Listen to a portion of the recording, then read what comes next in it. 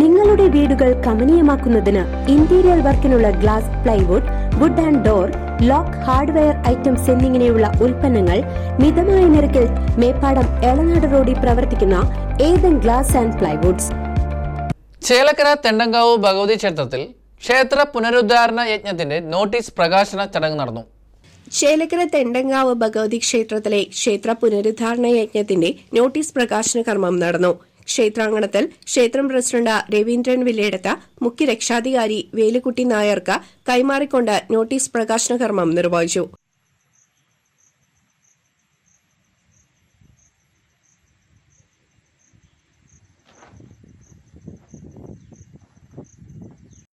ക്ഷേത്രം secretary Rajesh Villadath, treasurer Unnikrishnan Kokkoori, സാവിത്രിയമ്മ, Vasu, Manikandan, Unnikrishnan, Sasi എന്നിവർ ചടങ്ങിൽ സന്നിഹിതരായിരുന്നു.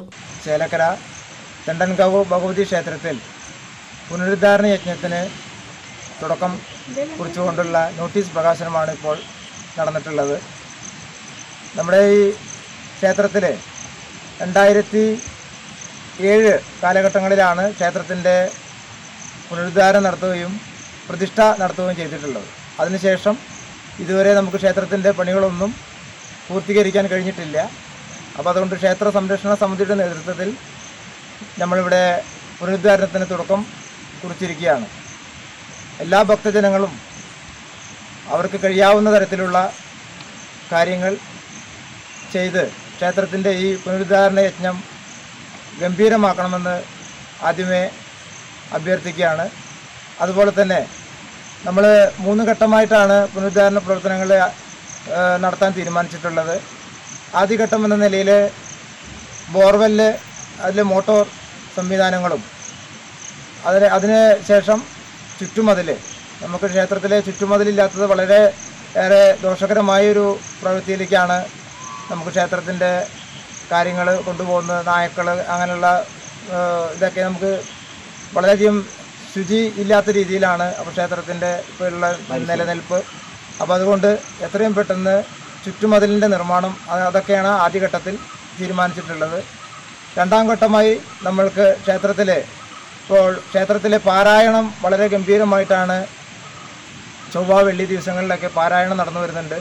അപ്പോൾ അവർക്ക്, ഭക്തർക്കും അതുപോലെ പാരായണം നടത്തുന്നവർക്കും നമുക്കിവിടെ മഴ പെയ്താലും ഒക്കെ ഇരിക്കാനുള്ളൊരു സൗകര്യം ഇല്ല.